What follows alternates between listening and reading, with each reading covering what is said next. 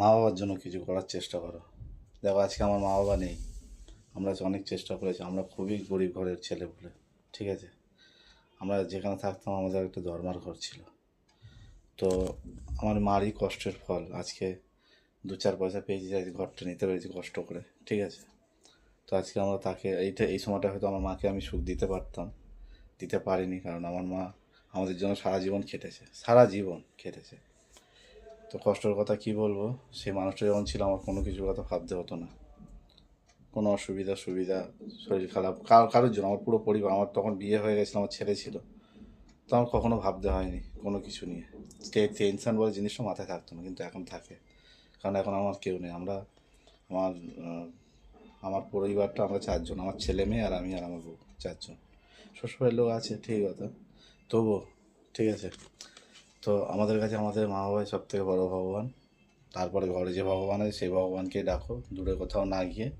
আর মা বাবাকে সময় দাও, ঠিক আছে, ওর থেকে বড় ভগবান কোথাও পাবে না তোমরা। মা বাবাকে সময় দিতে বলছি এই কারণেই, দেখো আমাদের মা বাবা ছাড়া আমাদের পৃথিবী অন্ধকার, ঠিক আছে।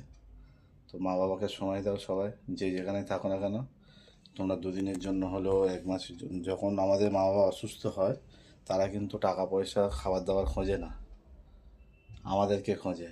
যে আমরা 10 মিনিট হোক, 1 ঘন্টা হোক, 2 ঘন্টা হোক ওনাদের পাশে বসে থাকবো, ওনাদের কাছে থাকবো, কথা বলবো, ওনাদের সঙ্গে চলাফেরা করবো, ওনাদের মনটাও সুস্থ হবে, মন থেকে ওনাদের শরীরটা খারাপ হয়।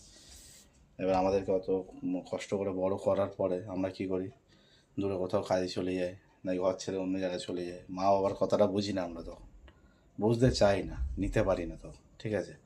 একটা অন্য মেয়ের জন্য আমরা সব কিছু ছেড়ে দিতে বাধ্য হয়ে যাই। তো এগুলো প্লিজ কেউ করো না, ঠিক আছে।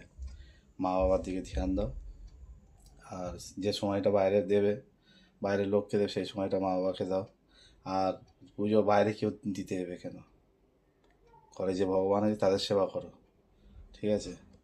বেকার ফালতু বাইরে কোথাও না খরচা করে, ঘরে ভগবান বসে আছে, আমার ঘরে ভগবান বসে কষ্ট পাবে, আর আমি গিয়ে কোনো জায়গায় ফুলের চাদর চড়াচ্ছি, কোনো জায়গায় গিয়ে পুজো দিচ্ছি, কোনো জায়গায় জল ঢালছি, সেগুলো কিন্তু ভগবান মেনে নেয় না। আমাদের ভগবানও বলেছে আগে তোমার মা বাবাকে দেখো তারপর আমার কাছে আসো, ঠিক আছে। তো সব থেকে বড়ো ভগবান হলো মা বাবা, সব থেকে বড়ো দায়িত্ব আমাদের, ঠিক আছে। তো সবাই মা বাবাকে ভালো রাখো, নিজেরাও ভালো থাকো।